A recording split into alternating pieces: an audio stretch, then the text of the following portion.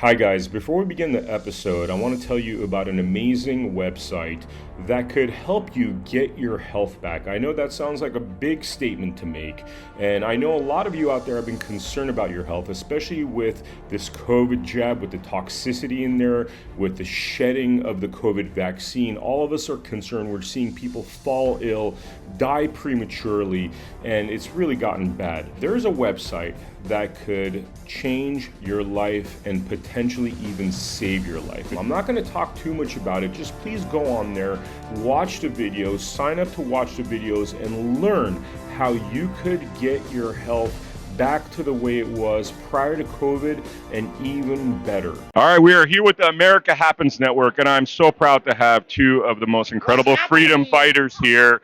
We got Tina Peters here. How you doing, Tina? Hey, good, Vem. Thank you. Much respect to you. Much love to you. Appreciate you so amazing much. To have you on the America Happens Network, Ivan. How you What's happening, Vem? With these deep state marauders. ¿Qué húbole? ¿Qué órale, pues? Dude, this deep state marauders. ¿Qué onda, manito? Bro, are you gonna do a comic book? Or this sounds like superhero type stuff. Deep State Marauders sounds like X-Men, Batman type stuff. Well, I'm serious, bro. You gotta make yours like there's gotta be a comic version. Since I used to be a professor at the Defense Intelligence Agency up the road, some people mistake me for Professor X. Professor X, yeah. You know why?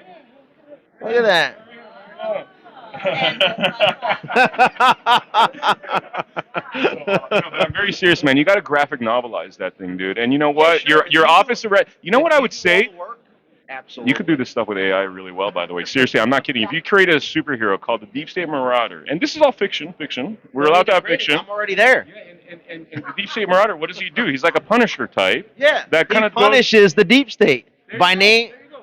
One by one. You know I'm how the Batman. congressional disinfectant. There you go. There you go. I like this, man. I really do. I think Seriously. if you make a graphic novel, that could be a best-selling graphic novel. And Tina Peters, Wonder Woman over here. Wonder Woman. I'm You know, telling we're calling them out, aren't we, Ivan? This is really awesome. So yesterday we did an hour-long interview with Ivan, which you're going to see as a precursor to this. And now we have Tina Peters and Ivan because the story continues from there. Who wants to start? Who wants to have the mic?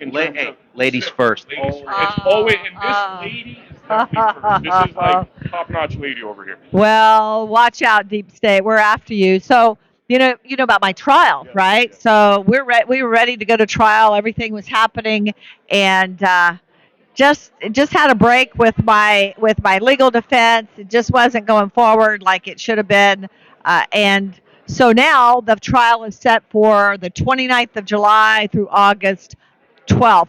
So everybody come out and see me go on tinapeters.us. But, more and more things are coming out. I mean, Ivan's going to share some things with you. I know he's already shared some things with you, Vem. More and more is coming out, and I think we've got them on their heels. What do you think, Ivan? Let's talk about it.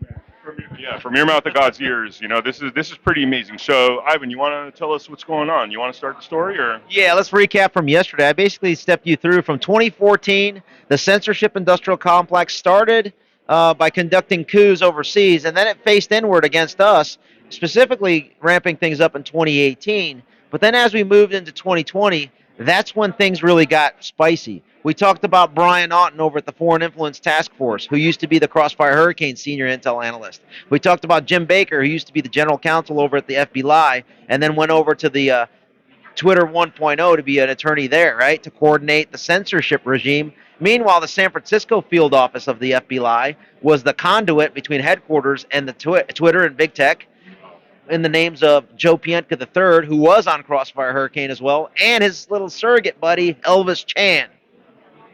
They continued with that regime, and what did they do? They basically coordinated with their buddies over at the CIA, and here's how it worked. Okay?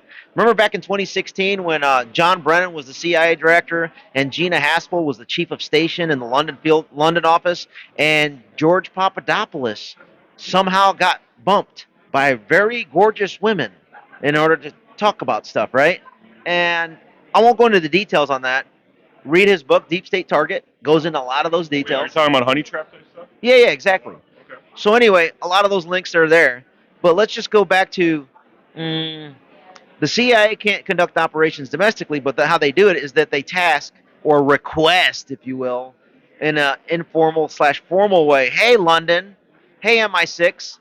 Hey, Australian services. This is mind blowing because we've had a couple of people that actually said anytime they need to get somebody, offed or something crazy to happen, it all happens because of the outside jurisdiction, and hence, and therefore, they get away with it. They employ the MI6. Amazing. So when they had to be like, wait, if Trump secures a second term, it's going to be really bad for us because they're going to bring in the deep state marauder. That'll become the Secretary of Retribution. They're going to bring in General Flynn, that is going to spearhead the effort for maximal retribution, right? Imagine that, right?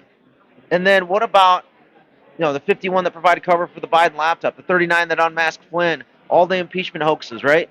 Everything, the spying, the Crossfire Hurricane, the Mueller team, all of it's a complete hoax, predicated on the original transgression, which was the Russia play, which was completely false, right? So we go into 2020. Trump is getting 50 to 100,000 people at his rallies, right? And Biden's he's losing the primary in Iowa. He's losing the primary in New Hampshire. So then Jim Clyburn, who's been in office over here in Congress from South Carolina for 50 years or so, right? They decide, the DNC, let's pay off all the other candidates so that we can rally behind Biden so that there's immunity for the Biden criminal syndicate in the form of the residency. And the way we fund it partially is through China and through Ukraine, right? We talked about the 10% for the big guy strategy, right? I mean, this is all out there. Tony Bobulinski, all these witnesses, that oversight committee Jim Comer is talking about. So what do? They resort to having 39 states change the way they run elections, and they say, due to the pandemic emergency, we're going to violate the Constitution and the laws of the states. I believe Colorado was one of the 39 states that changed the way they conducted elections, but it wasn't legally done. It's the state legislature that can determine how to allocate their presidential and vice presidential electors, but instead non-legislative actors did so. Not just the 6 contested states or the 7 that sent quote-unquote alternate slates of electors. It was 39. Add to that Georgia, which did a consent decree. That's another mechanism that made the election unlawful. So you literally have at a minimum 40 of the 50 states running their elections fraudulently, which means we do not have a legitimately elected president in the White House, let alone resident. The people that are fighting for it get persecuted. That's right. And so, I have a 4-session interview with Ivan that you can see on my website, and on 5 hours we did. I mean, this guy is just, he's got them all. He's got them all tagged. But that's the thing. I mean, this thing about ballot voting early, all this. I know what happens between the time the election starts and the election is certified. They wouldn't let us, as the elected clerk, in there looking at what they were doing to inflate, vote for people, all these things going on. And of course, Jenna Griswold in Dominion and the vendor, let me just say the vendor, one of the vendors that's involved in all this election fraud, I'm just going to say it, is because we have 3 reports that prove it. And people can look at it on tinapeters.us. But here's the thing, is they don't want the people to know. And so what they're doing by implementing all these people that Ivan's talking about is to try to cloud the issue and try to deflect from it. So Jenna Griswold, I mean, did you know that my opponent for the Secretary of State race was Pam Anderson, the head of CTCL, that Mark Zuckerberg funneled all that money through, and her mother-in-law is the one that was trying to keep Trump off the ballot in Colorado. So these are organized people. It's an incestuous, you're exactly right. So what's happening in Colorado is happening all across the United States. And you're right at the belly of this beast, Ivan. It seems like they have these people that are extremely corrupt, that are willing to do evil, that they just kind of move around. I mean, that's the vibe I got from you. Yeah, incestuous co-conspirators. You're the prime example of it. So I cover like the national framework. Tina is the prime example of what it looks like at a particular state. In this case, obviously, Colorado. I got to bring this up. This is kind of a little off topic, but we're talking about presidential immunity. I had heard a story from Roger Stone that Lyndon Baines Johnson was about to be arrested. He was being investigated, and the fact that JFK was murdered made him president, gave him immunity. Sounds like very similar to what happened with Biden. I mean, do you want to talk to that? Well, I mean, vice president at some level also has immunity, and actually has different type of immunity than a president. But a president also has different immunity than a vice president. You got to keep in mind that a vice president has the human being that is titled the vice president actually has two other constitutional roles. So when he's not on Capitol grounds, he's the vice president. When he steps foot in the U.S. Senate, he's known as the president of the Senate, which is a quasi legislative. It's basically a legislative actor, right? So then you can argue that they have immunity on the speech and debate clause now that they're in the Senate chambers. And then when he's in the House on January 6th during a joint session for the certification, he's known as what's known as the presiding officer, which technically, and again, this is ground that hasn't really been adjudicated and argued. So there's some latitude there. But to answer your question, I guess I would say that I'd have to look in it a little bit further. But you definitely do have immunity as a president that you don't have as a vice president. So there may be something there. I mean, for just a quick little thing for the viewers, there's a book that Roger Stone wrote. I believe it was the man who killed Kennedy. It was about Lyndon Baines Johnson, and seems as though Lyndon Baines Johnson had done a lot of bad things, like 11 murders or something that he was going to be tried for. But let's get back to this topic now. Who wants to take over? Who wants to talk about what's going on? Well, it's interesting because in my case, I was preserving federal election records, which brings in the supremacy clause. So the state doesn't even have any right to prosecute or persecute me. I was protecting, as my elected official, as my job, to protecting federal election records. So these people are just lawless. They're just out doing whatever they can get away with. And then the courts are basically supporting their unlawful behavior and almost, right. I wouldn't say legitimizing it, but at least temporarily legitimizing it by putting you through this nonsense. Well, and that's what happens when you get selections. That's what happens when they start using machines and registrations software to select the people that are prosecuting Trump, prosecuting me, doing all these things. And I want to hear what Ivan has to say, too, when he gets to the point about the Capitol Police, because I think a lot of that ties in to what's going on. Yeah. So, all right, let me tee it up. So on the last episode, we went 2014 to 2018, more or less, and 2020. So the censorship industrial complex that was created was then solidified going into 2020 because everybody was, well, not everybody, a lot of people in different states were locked down. So then everybody's forced to look at a screen. And then those screens were manipulated, curated information so that it would change the psyche of an entire nation in the globe to think in a certain manner. What did that result in? That resulted in CommiTube, the Commie, Google, all the big tech social media platforms that were controlled by the very same individuals that were on Crossfire Hurricane that had TDS and that was promoting the Russia scheme. They controlled the levers of information into the entire psyche of the country through the search engines, algorithmic results. So you had this prefabricated TDS that was forced onto the populace through the media and big tech. In addition to that, they forced and tried to manipulate folks into believing that mutilating your own body was healthy. DNA mutilation injections, putting face toilets on your face, sometimes twice, right? Making sure that you medically nose rape yourself on however many times that they tell you to do it, right? Through the PCR tests. Who did that? It was the same FBI agents that curated it. Every time you say FBI, bro, I don't know, like my heart rate just like skips a beat. It's a domestic terrorist organization, right? Exactly. And so you can say organizationally, I tell you the names of these scum, right? And if you want to know the address off camera, I'll tell you where these people live. I have the list. And it's going to come to fruition once I become Secretary of Retribution. I love it. I'm interning there, by the way. I told him I'll bring him coffee. I'm making him breakfast. You know what I mean? I'll Uber him to the Office of Retribution if I have to. Another thing that Ivan says that just cracks me up. By the way, I've hijacked it. The lamestream media. I love that. He has the lamestream media because this. The New York slimes, raw sewage, Roy-tards, all those, right? Wow. Yeah. Wow. Well, yeah, go ahead, Ivan. Yeah. So I wanted to set that foundational frame of what's going into your brain, and it's being done at scale for the first time in humanity because of the technology we have, right? And so while that's happening, they're telling you that, oh, drop boxes and mail-in ballots, that's legit, right? And anybody that says something to the contrary, what happens to them?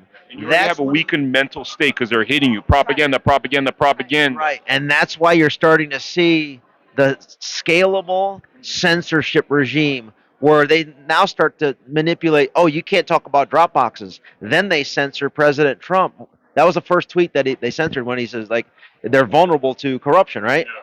And then it started to escalate because that was their plan of attack in order to be able to one of the vectors of attack, if you will, to create a completely illegal and illegitimate election. Then it culminates on January 6th with the illegal certification of an illegal election that you witnessed in Colorado and that all of us witnessed in 39, 40 states.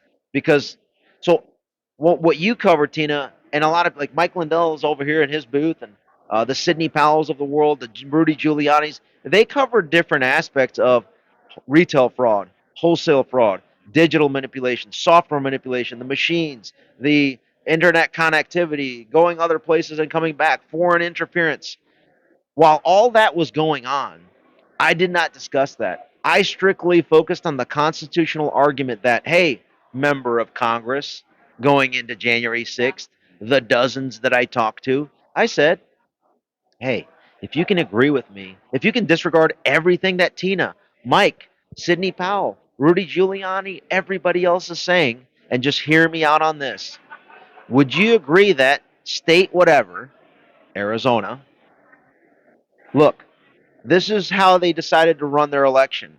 Now, here's the election law of Arizona. Would you say that there's a gap? Yes. Okay, if you agree with me on that, that means that state ran their election contrary to the federal U.S. Constitution. Article 2, Section 1, Clause 2, which says that the legislatures retain the right to allocate their presidential and vice presidential electors.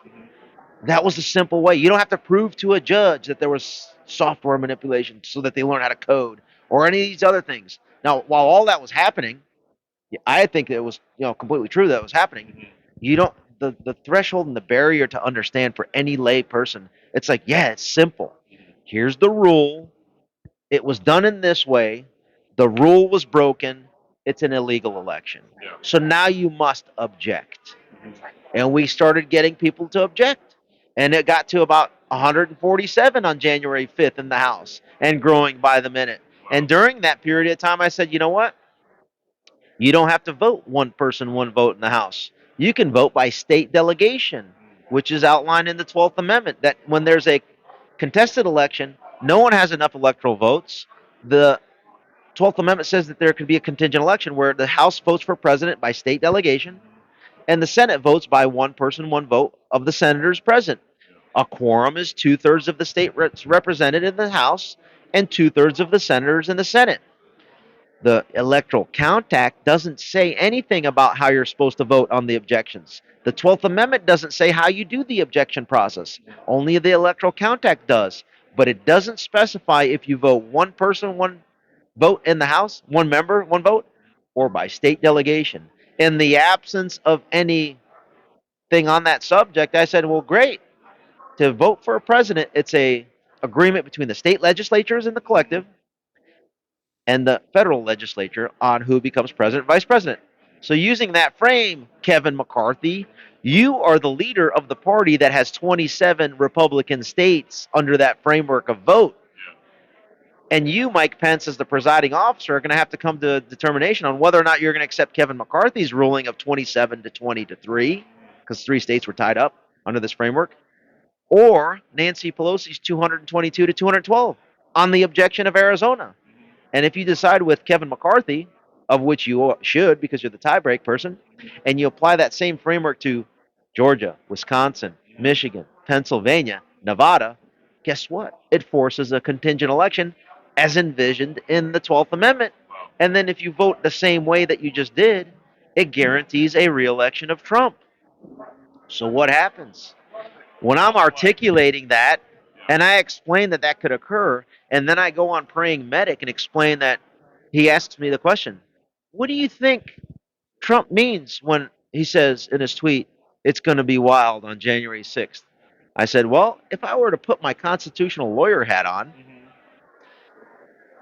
being a retired Green Beret at that time, still in the reserves, I thought to myself, well, if I was Nancy Pelosi, I would throw out the Senate. I would call on my House Sergeant at Arms, Paul Irving, and tell him to eject the senators from being in the House chambers so that there would not be a joint session and they wouldn't even have the opportunity to conduct what Ivan Raiklin communicated to Kevin McCarthy. Yes, I did. And to Mike Pence's Chief of Staff, Mark Short. Yes, I did. And what actually happened? That's exactly what happened, but in a more aggressive way. But here's where I said, Check, like, meaning January 6th was their ejection. It was the way to basically avoid the vote. so by calling on the House Sergeant at Arms, which is the law enforcement leader of the House, if the Speaker says to do something, like she has the authority to do that. So he says, like, physically remove the senators, right?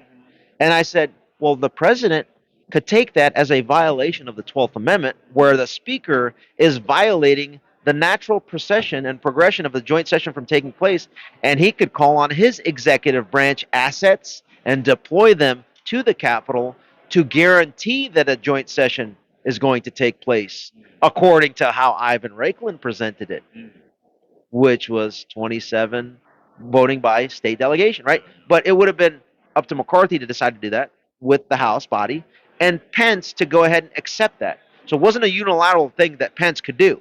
It had to be the House body as in the collective and then Pence to acquiesce to it. It's the only constitutional argument that has withstood the test of time, and that's why I've been dead named, because if my name ID gets up there and this explanation gets out there, the entire J6 narrative completely falls. Dead name, what do you mean? Like the censorship and that sort of thing? Physical and digital censorship, and I'm not allowed on any of the major platforms. Any. Wow. Zero.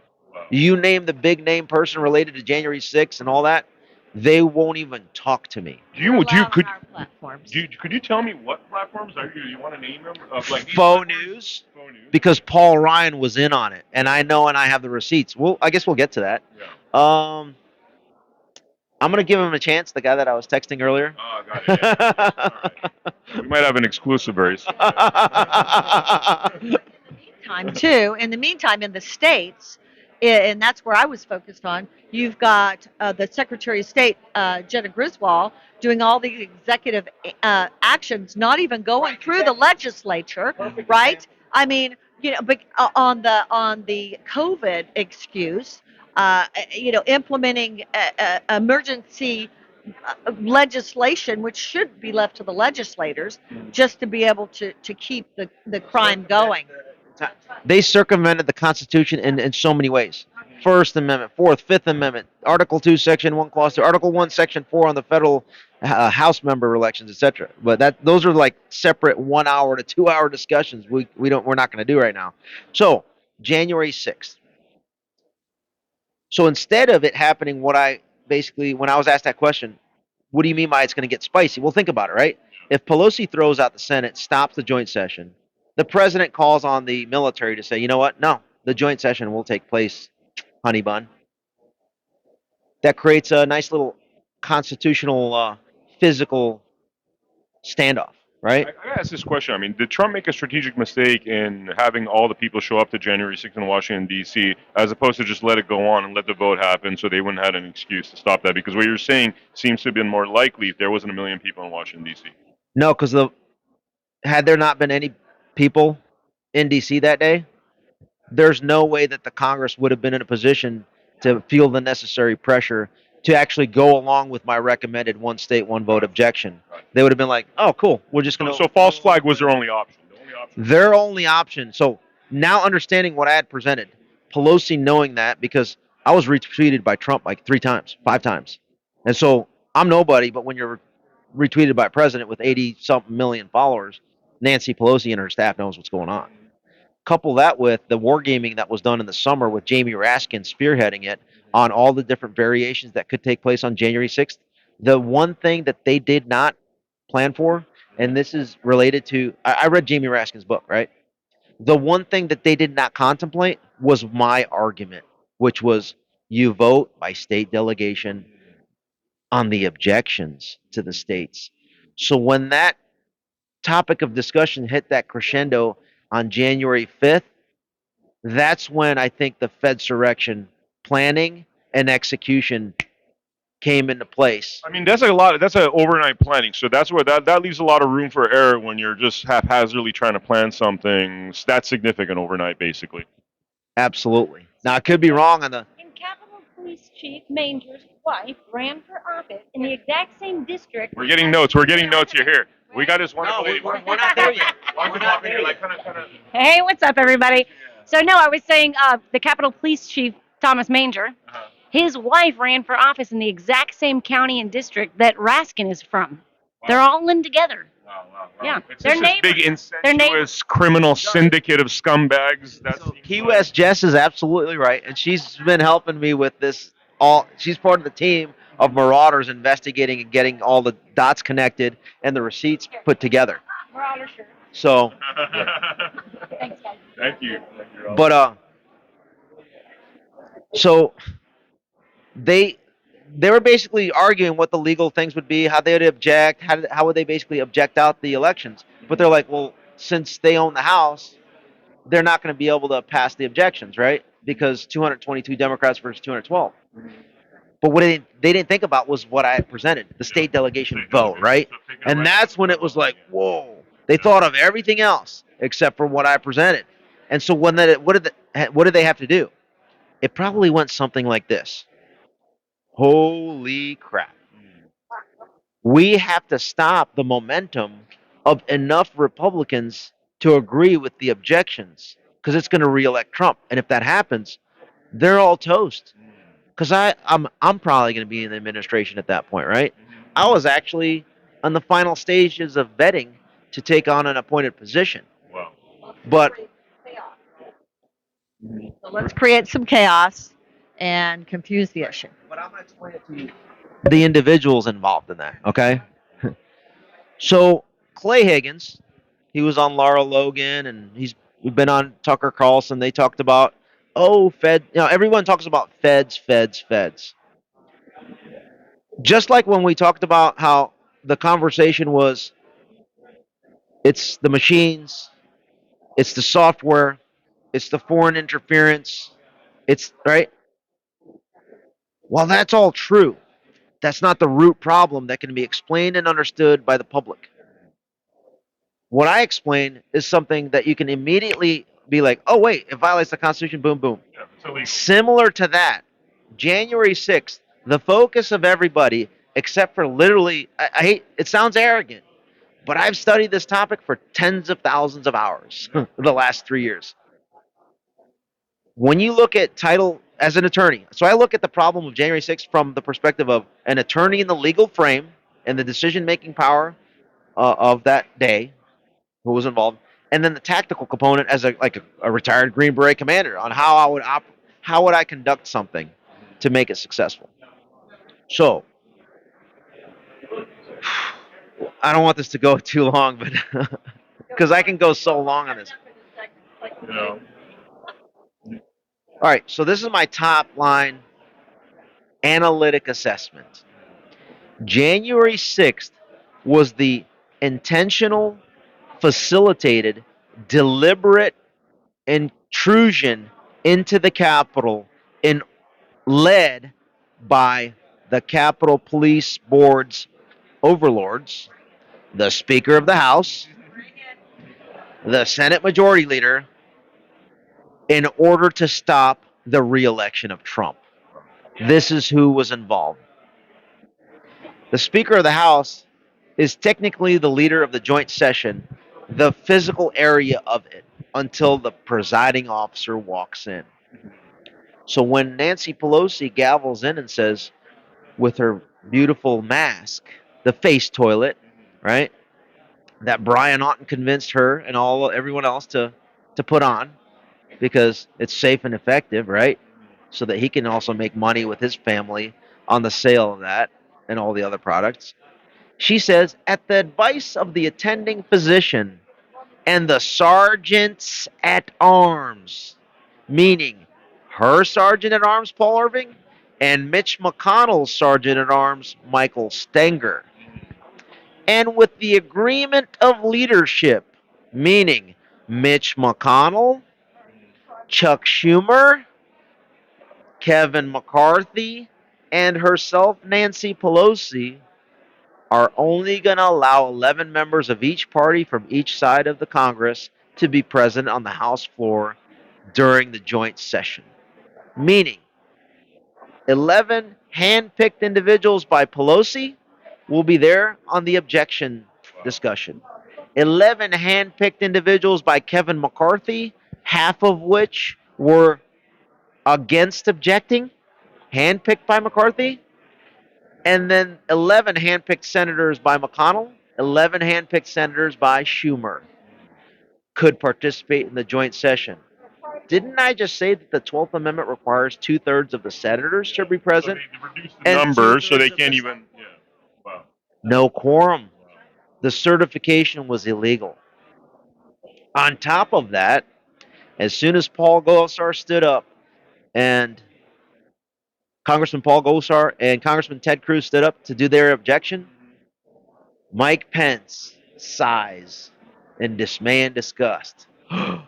Oof, looks like we're going to have to execute the Fedsurrection. At that exact time, the outer breach one happens. People even came over, wasn't it? Could you say that again? Was that before? Still speaking at the ellipse. Trump was still speaking. Okay. Okay. That timing. They had to do the timing. The outer breach happened. But here, dude, I don't know how much detail you want me to go. At 12, we're on blood money, by the way. It's all about. At 12:30, a recon element is placed at Freedom Circle in the northwest portion leading from Pennsylvania Avenue into the Capitol. There's the first fence line. That first fence line does not have any wording on it saying that it is a restricted zone. There's an individual standing there 30 minutes just standing there.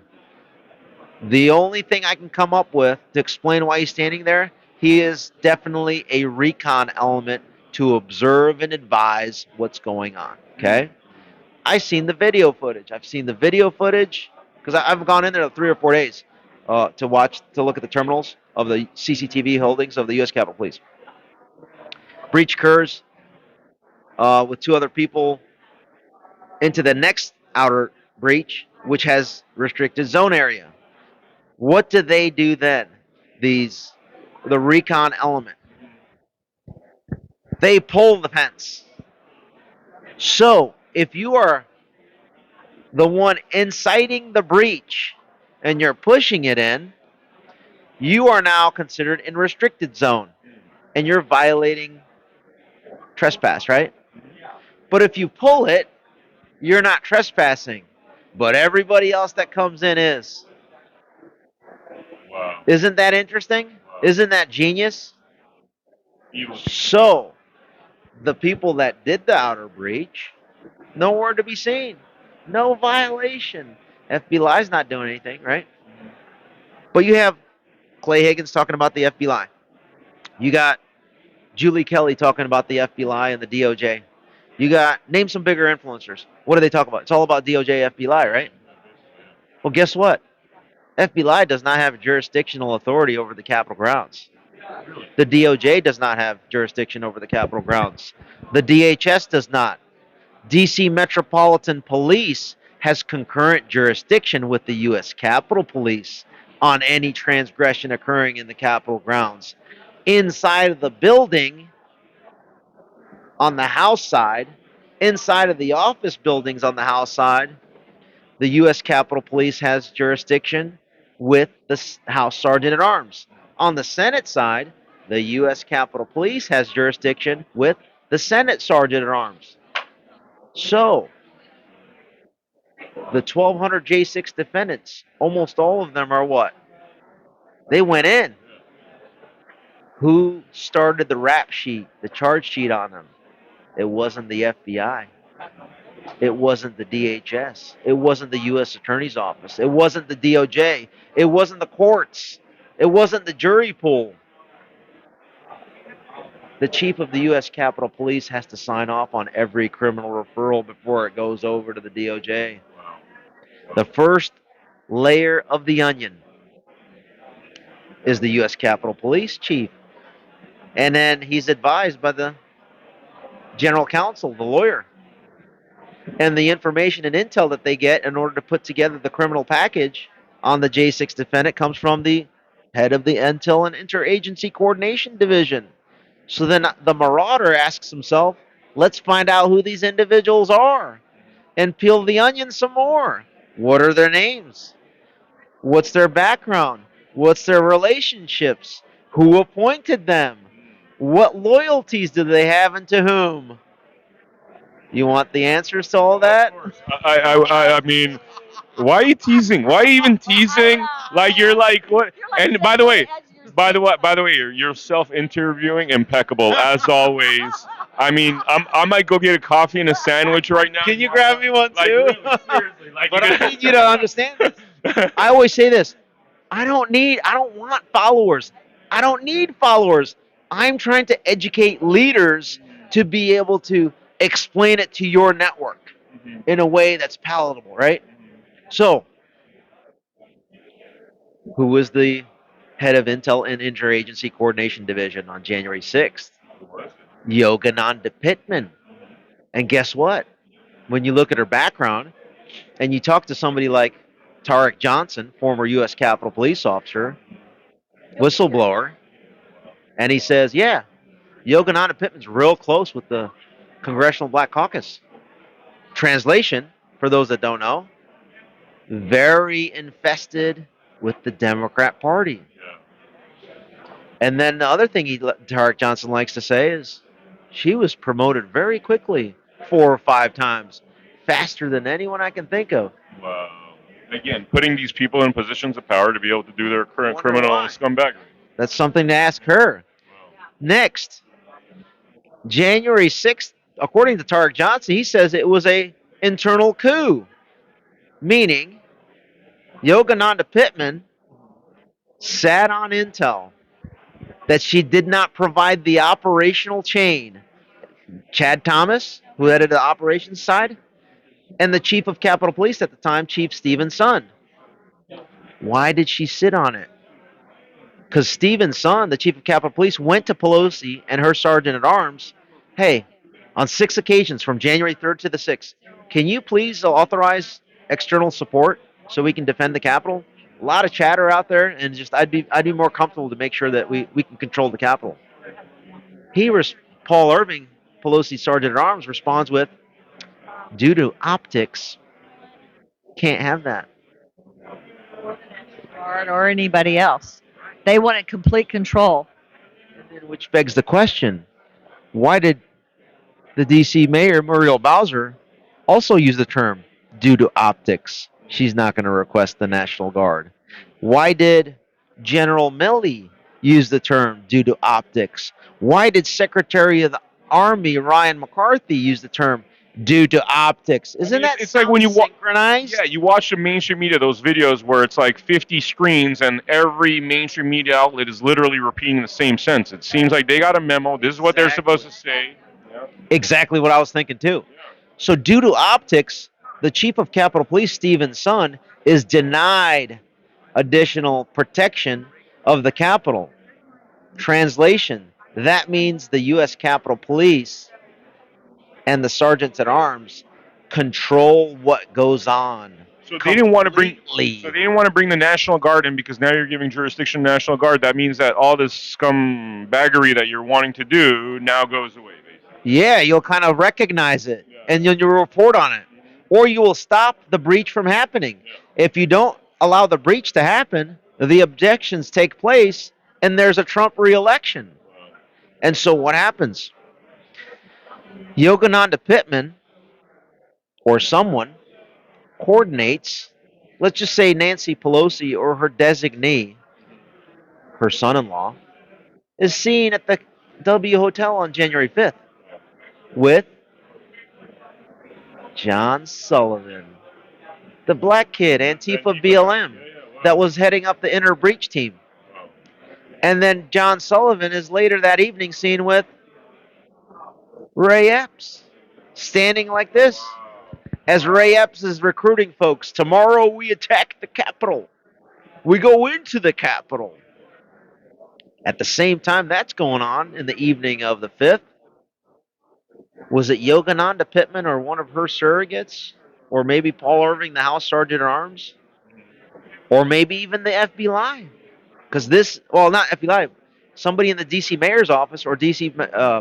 Metro Police Chief, Conti, did they tell someone to go ahead and place 2 fake bombs at the DNC and the RNC? Have I talked to the head of security at the RNC about this? Have you? I have. And the first public statement article, I'm just like, I could just sit here, bro. Like, have I worked sources within U.S. Capitol Police? I have. Now, what the reason? This is the first time I'm saying this publicly that I have talked to the head of RNC Security. Exclusive on America Happens. And the reason why I'm saying it publicly now is because yesterday he went and actually talked to the Daily Wire publicly for his first interview. His name, I will disclose now, because it's now disclosed publicly, is Ken Capolino. And when you read that article and you ask him some more questions, his perspective of it, he's a former U.S. Capitol Police SWAT guy, then became a security contract guy at the RNC and then the director of the RNC security.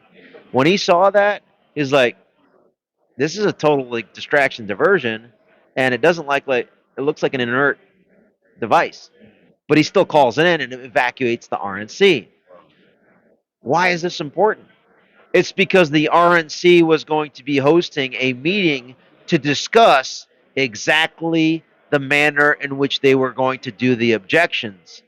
Was it going to be one person, one vote, or by delegation? Wow. Wow. So they put a fake bomb threat to basically stop that from happening. Bro, that is just unbelievable. I mean, these are like wholesale criminals. I mean, these are all like treasonous. Operation Trump's not getting in. Unbelievable, dude. I just see the criminality in everything they do. Yeah. I mean, even with my case. And she's the one being persecuted, by the way. Like he just named like dozens and dozens of the worst criminals, and you're the one being persecuted because you tried to catch and stuff. Well, and it's interesting because we see this happening state by state, county by county. I mean, these people that money, power, and position. Mhm. Them, they're criminals. That's all I can say about it.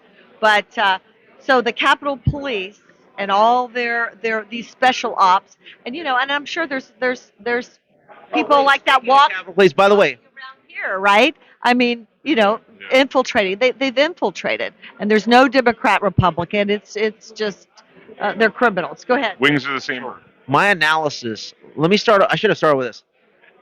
The reason why I'm very confident I start off with my assessment. I'm almost certain with the highest level of confidence that it was an intentional, deliberate breach of the Capitol to stop the objections for a re-election. Okay? The reason why I have the highest level of confidence in this is I've spoken to Tarek Johnson on many occasions. I've spoken to Chief Sund, the former Capitol Police Chief. I have other sources within Capitol Police. I have read every single book that has been written by every witness that has written the book or has been related to any of the J6 committee cover-ups. Wow. Both sides of the aisle, whether it's former acting secretary Chris Miller. I've talked to him. Every single major player I've talked to on this subject. The J6 committee hasn't talked to the people that I've talked to, but yet I've also consumed everything that the J6 committee has published, right? The RNC head of security, like I talked about. So the key, I guess, sources of info to help me form this RNC Security, U.S. Capitol Police Chief, Tarek Johnson, the books, Liz Cheney's book, Jamie Raskin's book, Eric Swalwell, Adam Schiff, all of them that were involved in then the cover-up part, which we're going to get to. Yeah. So I get more and more confidence in this. And then when you read Title 2 of the United States Code, Chapter 29, it's the congressional authorization for the U.S. Capitol Police, their jurisdiction, their authorities, their mission, and I may or may not have read the entire Capitol Police policies and procedures. I love that. I may or may not have. I always keep it lawful, everything I do. Is this like, I'm curious, you're an attorney, right? I am. Okay, so you're basically, this is the gray area you're leaving, so you won't implicate yourself? Is that what it is? I'm just curious. As I like to say, I may or may not have seen, observed the binder. May or may not remember that. May or may not. We'll save you from a lot. And may or may not have glanced at every single page. And may or may not have studied every word, sentence, letter. Or not. Or not. I don't know. I mean, yeah. I mean, I deny any knowledge of any of this. I love this new world. And may or may not have looked at every single promotion list. And may or may not have followed Dania Newell's promotions. And I haven't introduced her name, but let's just say Dania Newell is in the mix. Julie Farnham is in the mix. Yogananda Pittman is in the mix. Michael Bird, the guy that murdered Ashley Babbitt, is in the mix. Now, Didn't he? he's a captain now. He got promoted. So speaking of promotion, Reward for murder. Reward? I mean, at the least, the guy was loose trigger finger, and that's the kind of person you promote, the loose trigger fag that doesn't know how to restrain himself. yeah. So speaking of promotions, guess who got promoted from Assistant Capitol Police Chief for Intel Interagency Coordination to become the Capitol Police Chief on January 8th, 2 days later? Yogananda Pittman, of course. She's the one that held the intel so that Sun couldn't protect the Capitol. And then maybe she was involved in coordinating. Oh, wait. Her title was head of intel, and so she kept intel and didn't provide it to protect the Capitol. And she also was head of interagency coordination. Wow. Wait. When you look at the policies and procedures manual, I would guess, if, I don't know, maybe someone else saw it. I don't know if I have. May or may not. They're leaving out their boss. Interagency coordination to me means, just like as a lay person with 25 years experience in the intel community or so, right? Interagency to me means DC Metropolitan Police, FBI, DHS, RNC Security, DNC Security, but yet there was no coordination on the RNC Security side of things. Was there at the DNC? Was there interagency coordination between Yogi Pittman and FBI? Those that were identified by Clay Higgins, for example? Or those identified by others? Or, what's his name? He's been helping you out with the case in Colorado.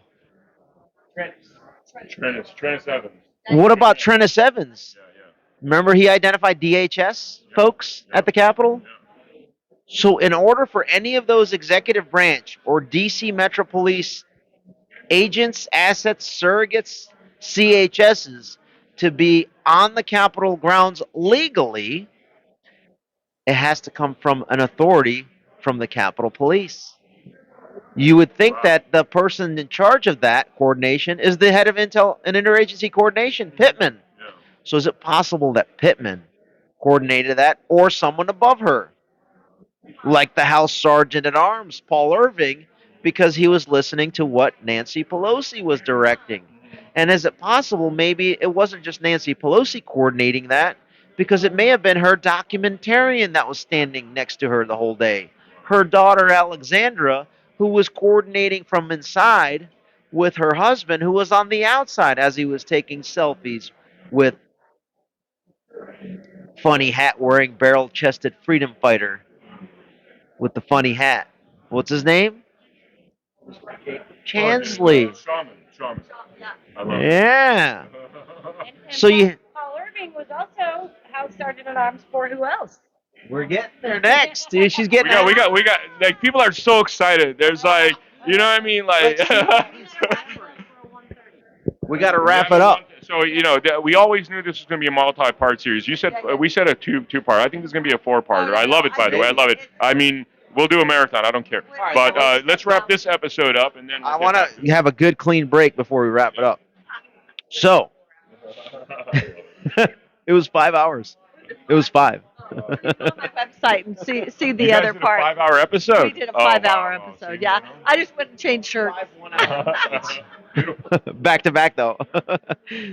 So, Paul Irving, the House Sergeant at Arms for Nancy Pelosi, had been the Sergeant at Arms for Paul Ryan before that, who's on the executive board of Faux News. Now you see why he won't have me? And then John Boehner before that. By the way, John Boehner and Paul Ryan were out there campaigning for Liz Cheney. Can I insert this one part? A lot of people are not familiar with why Faux News settled with a certain election vendor. They never put it together. It's like they're both majorly owned by BlackRock. So people, and oh no, they had too much evidence, so Dominion just, Fox News just backed off. No, you got to look a little deeper than that. Yeah, if I could say something about this, like they didn't have evidence, and what they did really by doing that is they just like did this what I call Hollywood accounting. I grew up in Hollywood, where they'll just take it from essentially they'll make it look like Fox News is paying it, it'll circle back in, they'll get the money back as if nothing happened, but then the public was left with the impression that Fox was so scared that they had to lay it down. No, it's a propaganda tool to make it seem that way. And Some of these news people, I'm saying, why aren't you saying this stuff? Right? I mean, even the good news. Yeah, the good news. Yeah, is not saying. That's what bothers me, honestly. Our little company here, it's like some of the stuff that we do. Some of these outlets don't even touch. And I'm not talking about Faux News, by the way. I'm talking about the ones that are supposed to come. That's right, and on my show too. I'll do the devil's in the details. So, if you were to take a look at the agreement between Faux and Deviant voting systems, which I may or may not have seen.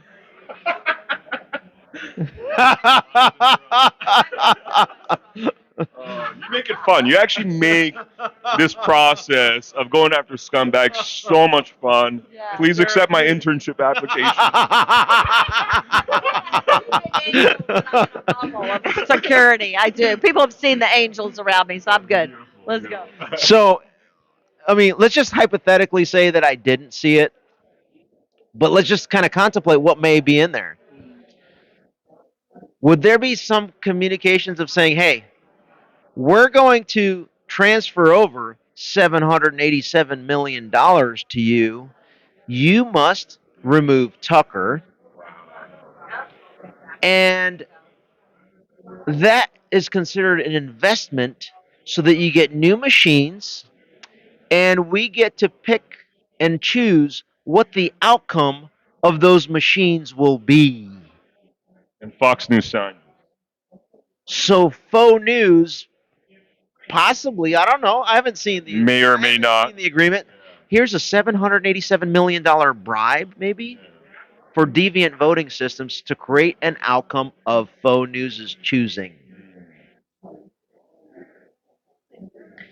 Does that sound like an investment? This is worse. This is worse than Soviet crap. This is worse than Soviet crap because you may not have seen it. Yeah.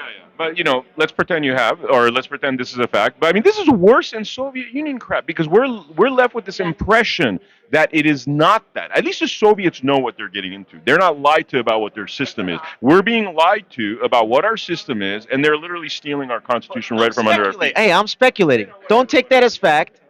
I'm just speculating. This is our break. Is this our break? I see we're getting waved. Oh, you got another thing? What time is it? It's time because it's Okay, gonna take It'll take 20 minutes to get there. Okay. So, U.S. Cap, you took me on that excursion ride, which is important to understand. I'm going to end it with this.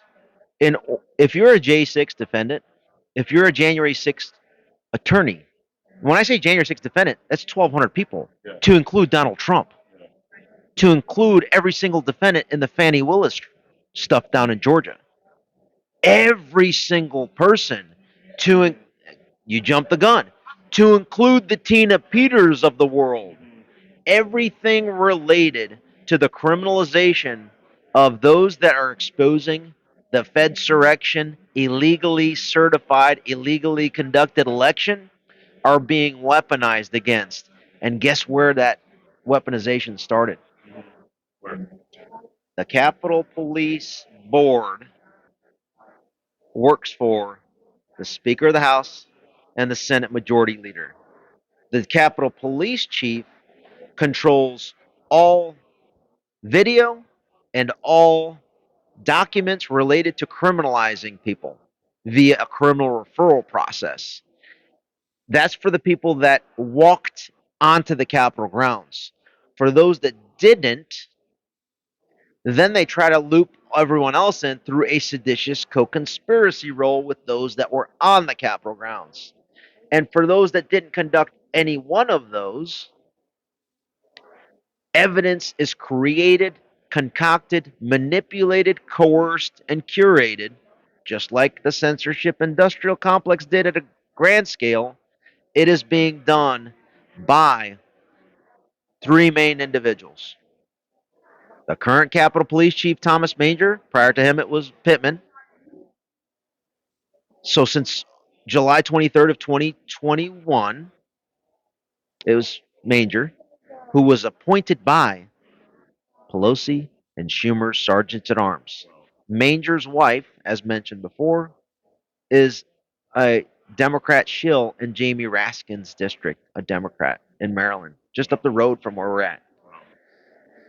Number two, the General Counsel of the Capitol Police is the senior most Capitol Police officer or Capitol Police Board member that was there before January 6th, on January 6th, after January 6th, and is still there.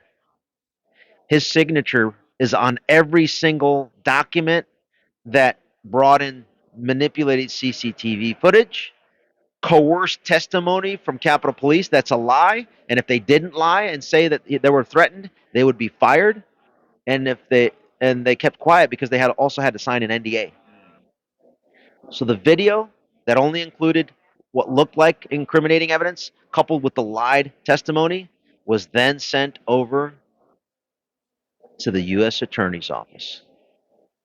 Number two, during the period of time under which there was the J6 cover-up committee, that general counsel was communicating and coordinating with the staff director of Liz Cheney and Benny Thompson's, Nancy Pelosi's J6 cover-up committee, also known as Mike Pence's cover-up committee. Why? Guess who it was? David Buckley. David Buckley was one of the 51 that said that the Biden laptop, and David Buckley was the Inspector General for CIA Director John Brennan. He was placed there to do exactly what needed to be done. Create evidence, show it to the public, to poison the jury pool in D.C. and the judges and the rest of the world that this was an insurrection in order to cover up the Fedsurrection. Wow. And so, theoretically speaking, all these trials in New York, this is just a continuation of the same J6. Essentially, what's happened to Trump.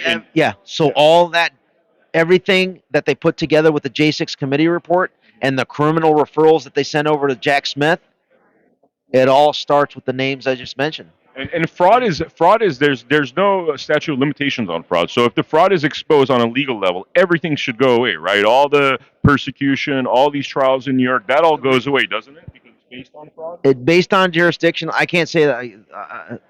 I can't agree with your statement that there's no statute of limitations on that. You got to look at the statute. You got to look at the different jurisdictions. Doesn't statute of limitations for fraud begin when you discover the fraud, when you confirm the fraud? Hence, the time starts ticking when it's confirmed, right? Yeah.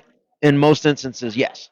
So, having said that, the reason why I haven't taken a single individual January 6th case or helped directly with Tina Peters, or which I would love to, I don't have the bandwidth, because if other people were exposing what I'm exposing right now in this level of granular detail, then you would do it. I could do it. But there's other attorneys that could handle it. What you're doing is I don't have the bandwidth because no one else is covering this aspect. And I believe that this is the golden key solution to every single January 6th defendant. Because once you prove that the evidence provided to the courts, to the jury pool, to the judges, to the DOJ, even if the DOJ wasn't complicit and didn't have TDS, the evidence that the U.S. Capitol Police sent over to them to go ahead and prosecute a J6 defendant is still manipulated, fraudulent, curated. And now, just to finish up for the next show, is going to be about the AI, what they're doing with that. Awesome. Right? Thank you so much, guys, for joining us. Make sure you show up for part 3.